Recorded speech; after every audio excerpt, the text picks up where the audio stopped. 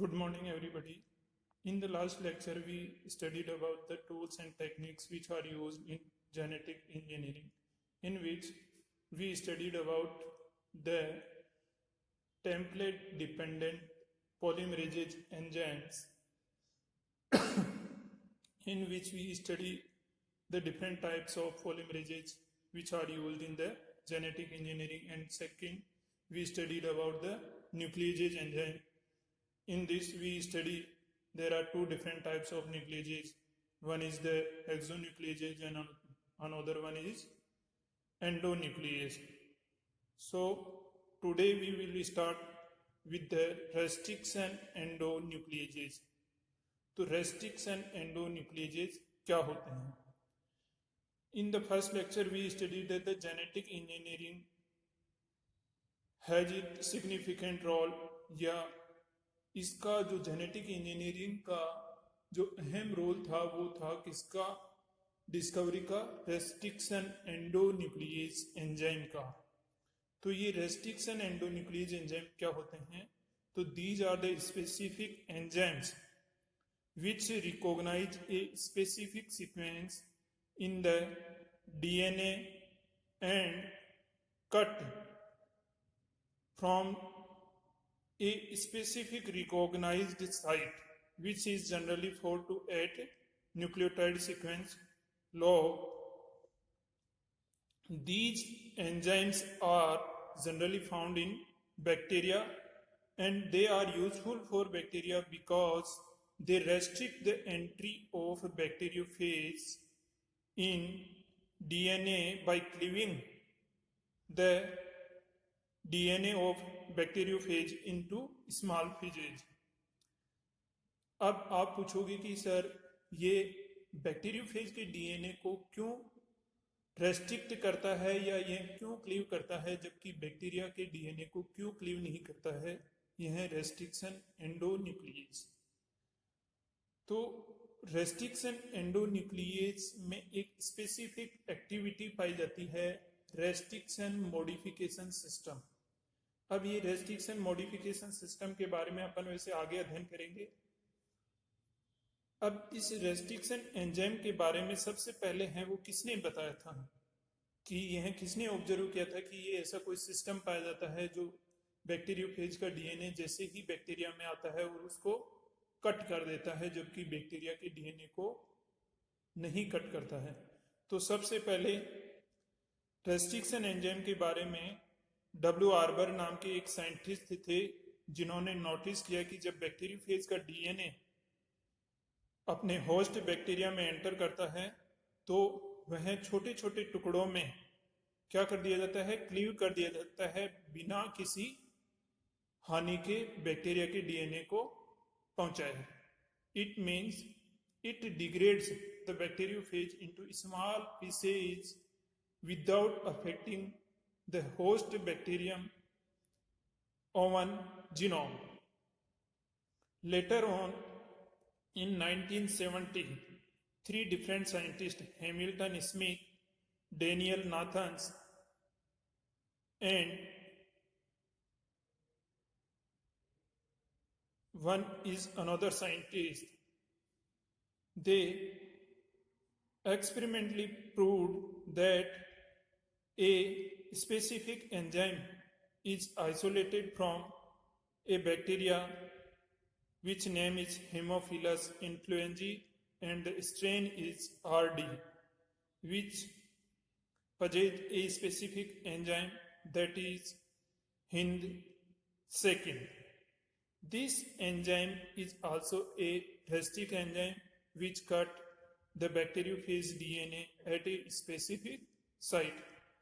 Later on, in 1978, Arber, Smith, and Nathans got Nobel Prize for the discovery of restriction endonuclease enzyme. In next, that what is the characteristics of restriction enzyme? So there are three important characteristics of restriction enzyme, in which first is the site recognition. Means जो restriction enzyme है या restriction endonuclease enzyme है वो एक specific site को recognise करते हैं, और जो साइट को रिकॉग्नाइज करते हैं वो पैलिंड्रोमिक सीक्वेंस होती है। पैलिंड्रोमिक का मतलब होता है कि अपन जैसे डीएनए डबल स्टैंडर्ड होता है, तो एक होता है 5 to 3 प्राइम एंड और एक दूसरा होता है 3 प्राइम to 5 प्राइम एंड। तो अपन जब इसको बोथ डायरेक्शन में पढ़ें तो एक जैसी सीक्वेंस नजर आए। जैसे अपन मलयालम को अपन जैसे 5 to 3 प्राइम अगर रीड करें तो मलयालम, अपन अगर अब इसको इधर से 5 प्राइम to 3 प्राइम, क्योंकि both strands are anti parallel, तो if we read from this direction then M A L A Y A L A N means if we read either from this direction or this direction, same sequence is present. This type of sequence is known as palindromic sequence. तो first हो गया, the sequence is recognized by most of the restriction enzyme is palindromic in nature. Second one, the restriction enzymes recognize only a single restriction site, means they are highly specific. कोई भी restriction enzyme है वो एक specific sequence को ही क्या करेगा, recognise करेगा, जहां से उसको क्या करना है, क्लीव करना है। Means they are highly specific in nature. The third one is the recognition of restriction site of restriction endonuclease is depend on DNA source, means कौन सा बैक्टीरिया है, उसका स्ट्रेन नंबर क्या है और उसका सीक्वेंस क्या है, उसके ऊपर डिपेंड करता है recognition site of restriction enzyme. तो these are the 3 different characteristics of restriction enzyme. First one is the sequence is palindromic. Second one, the restriction enzyme recognize only a single specific restriction site, which is highly specific. Third one, the recognition sequence which is recognized by restriction enzyme is depend on the source of DNA, in which bacterial or in which species of bacterium or in which strain of bacterium it is present. अब अपन बात करते हैं कि restriction endonuclease का नामकरण कैसे किया जाता है, नोमेनक्लेचर ऑफ रेस्ट्रिक्शन एंडोन्यूक्लियस। तो रेस्ट्रिक्शन एंडोन्यूक्लियस में कोई भी रेस्ट्रिक्शन एंजाइम होगा उसके 3 पार्ट होते हैं मेनली। फॉर एग्जाम्पल अपन बात करें जैसे हिंद सेकेंड एंजाइम है, ये एक क्या है, रेस्ट्रिक्शन एंडोन्यूक्लियस एंजाइम है, रेस्ट्रिक्शन एंडोन्यूक्लियस एंजाइम है। अब इसमें जो H है हिंद सेकेंड में रेस्ट्रिक्शन एंडोन्यूक्लियस में, इसमें ये H है वो आपका डिनोट करता है किसको, बैक्टीरिया के जीनस को, बैक्टीरिया के जीनस को। तो H is stands for genus, इसमें ये यहाँ पे इसका जीनस हो गया H हीमोफिलस।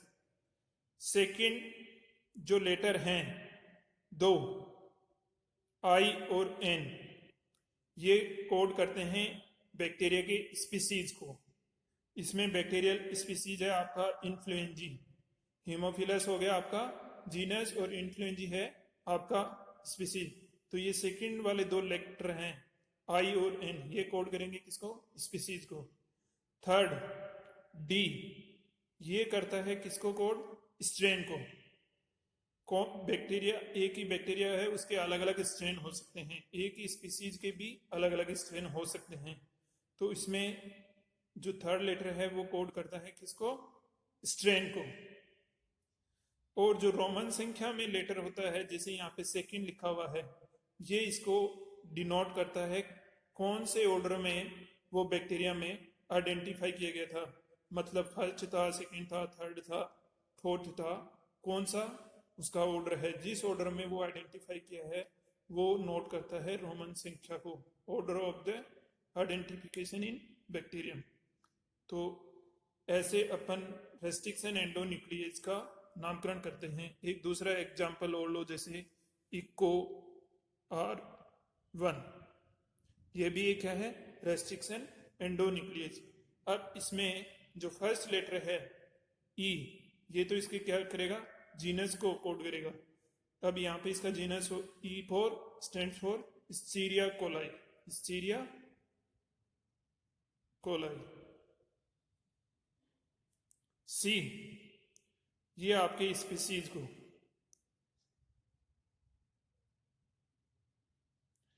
ये ध्यान रखना हमेशा, जो भी जूलॉजिकल नोमेनक्लेचर होता है या बोटेनिकल नोमेनक्लेचर होता है उनको अंडरलाइन किया जाता है। R, R stand for strain, ये लिया गया आपके RD, एक स्ट्रेन है बैक्टीरिया का स्टीरिया कोलाई के, उससे लिया गया है R1, जो आपका मोस्ट कॉमनली रोमन लेटर में या न्यूमेरिक डिजिट में लिखा जाता है। ये है इसका डिस्कवर्ड या आइडेंटिफिकेशन नंबर, कि ये बैक्टीरिया में फर्स्ट नंबर पे ही ऑर्डर में इसको क्या किया गया था, आइडेंटिफाई किया गया था। तो ऐसे अपन जो रेस्ट्रिक्शन एंडोन्यूक्लियस होते हैं उनका क्या करते हैं, नामकरण करते हैं।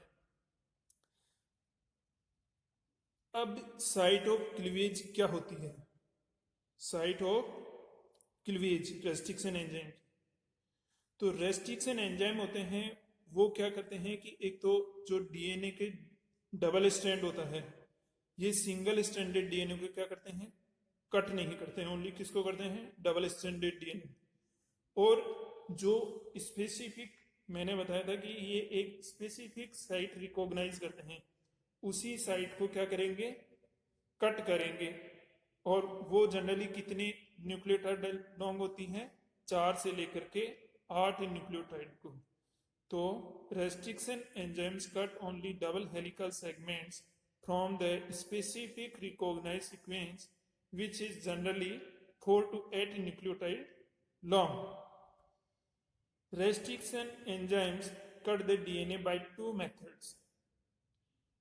So how the restriction enzymes cut, we will discuss in the next lecture.